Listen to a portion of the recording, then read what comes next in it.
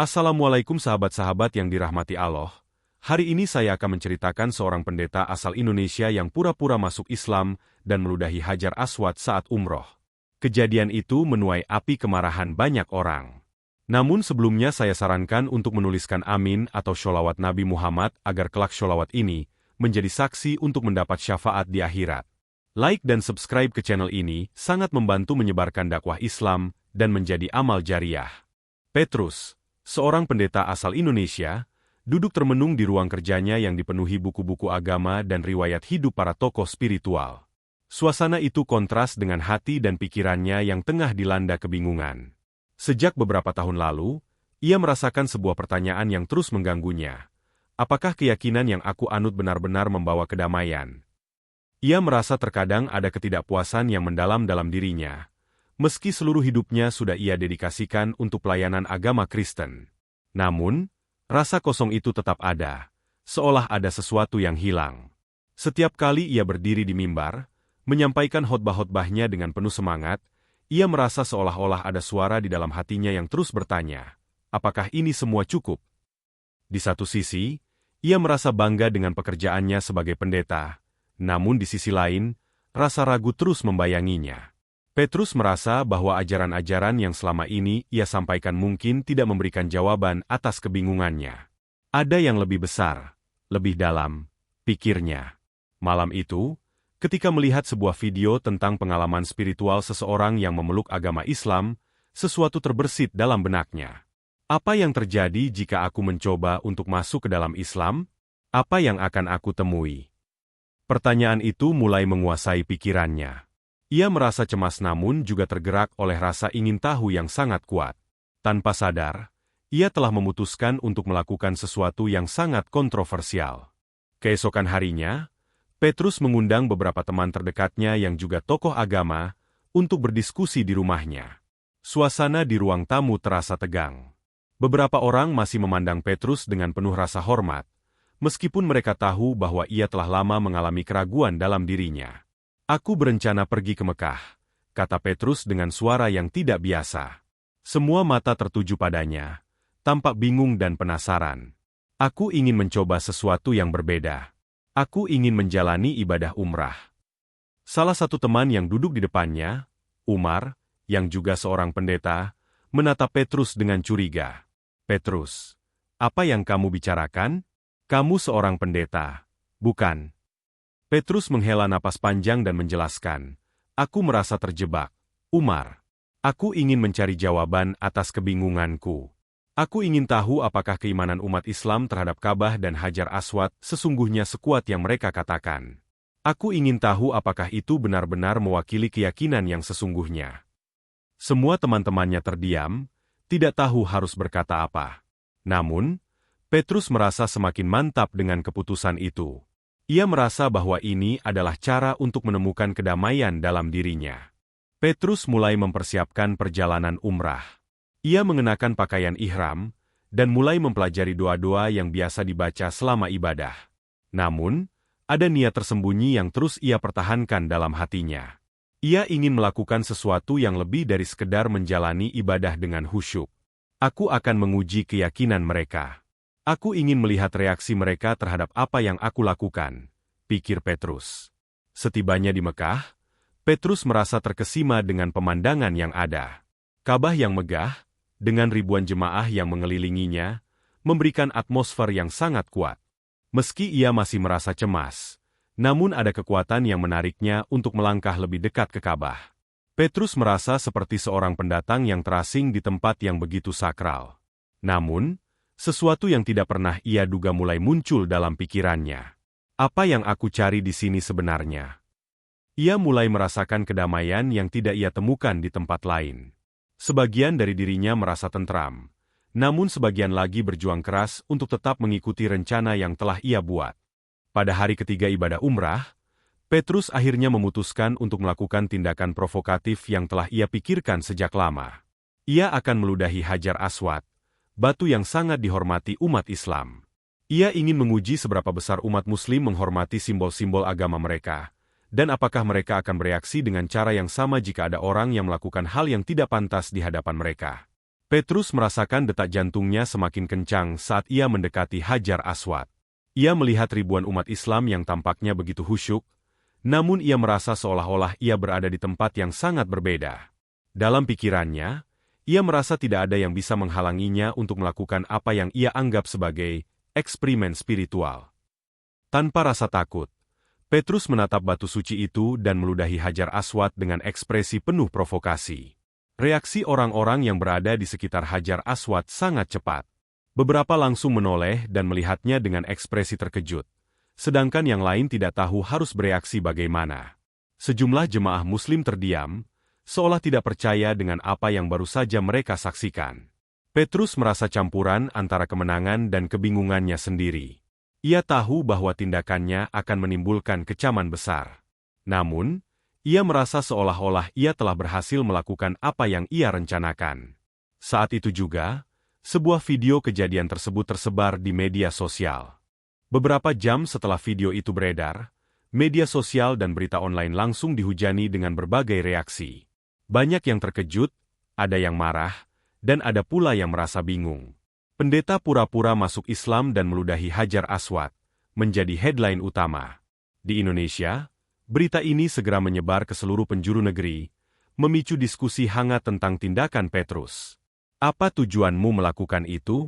Ini adalah penghinaan terhadap agama kami, kata seorang netizen di media sosial, yang langsung mendapat banyak perhatian.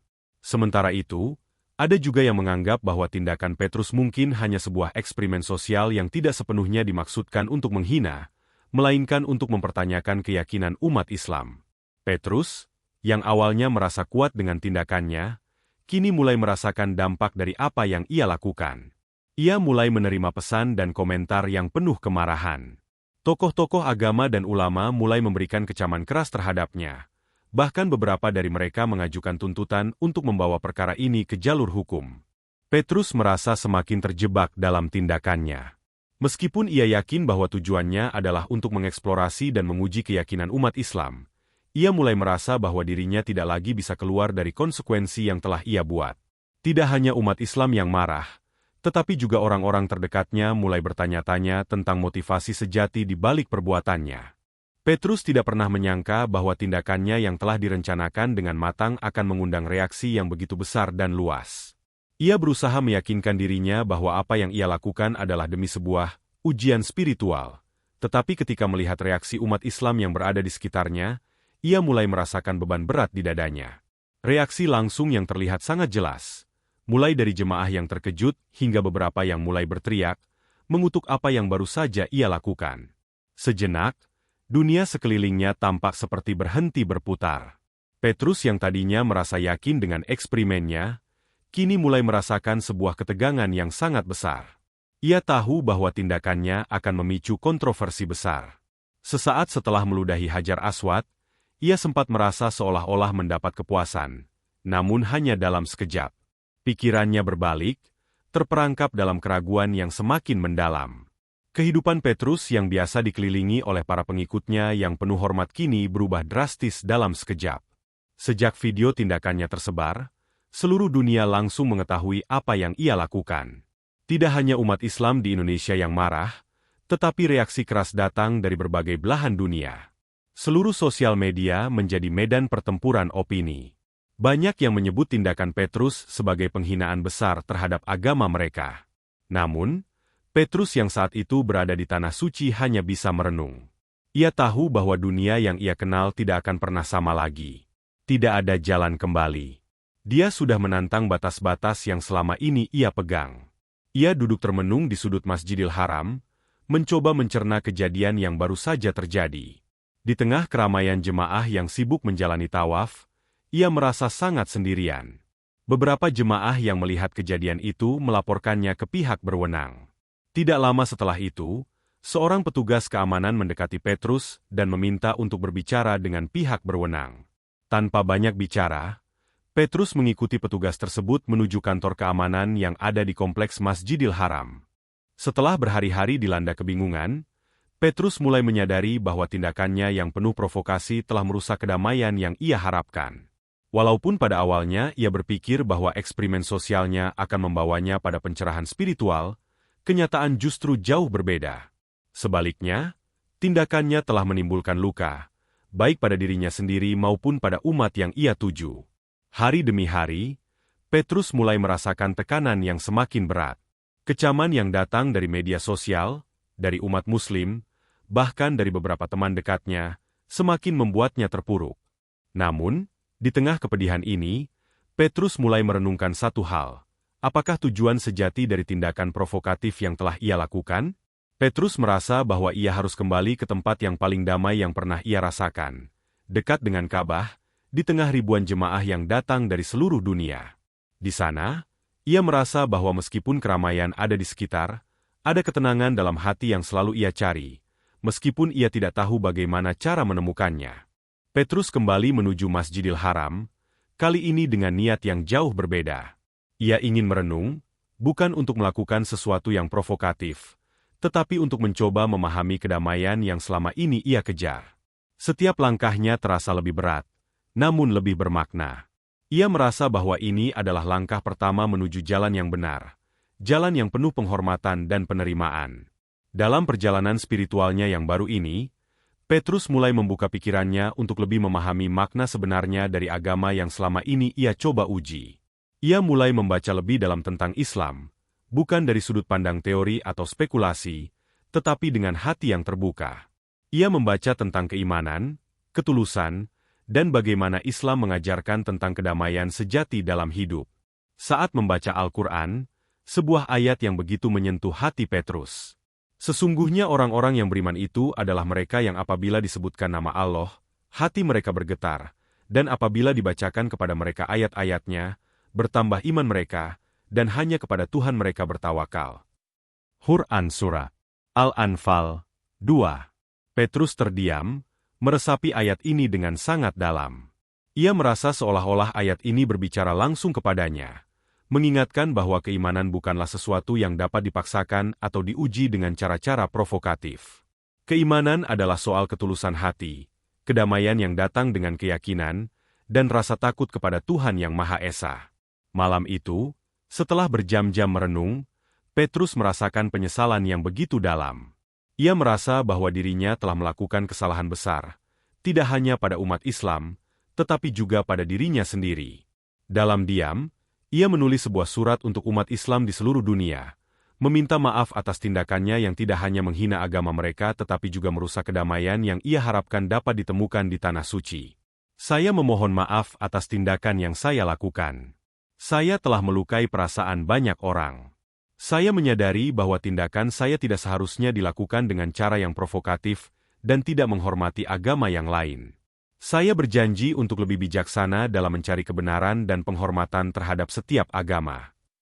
Surat ini ia kirimkan kepada beberapa tokoh agama Muslim yang ia kenal, berharap mereka bisa memahami niatnya yang sebenarnya.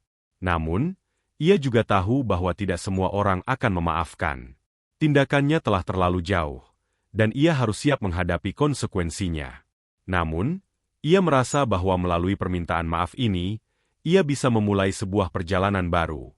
Petrus tahu bahwa ia harus menghadapi proses hukum yang dimulai di Arab Saudi. Meskipun ia tidak ingin dihukum, ia mengerti bahwa tindakannya yang merusak kesucian tempat suci umat Islam harus ada pertanggungjawabannya.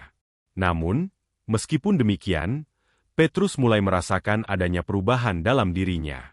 Selama proses hukum, ia tetap berinteraksi dengan beberapa ulama yang ingin memberinya pemahaman tentang Islam. Beberapa ulama menyarankan Petrus untuk belajar lebih banyak tentang kedamaian yang dia cari.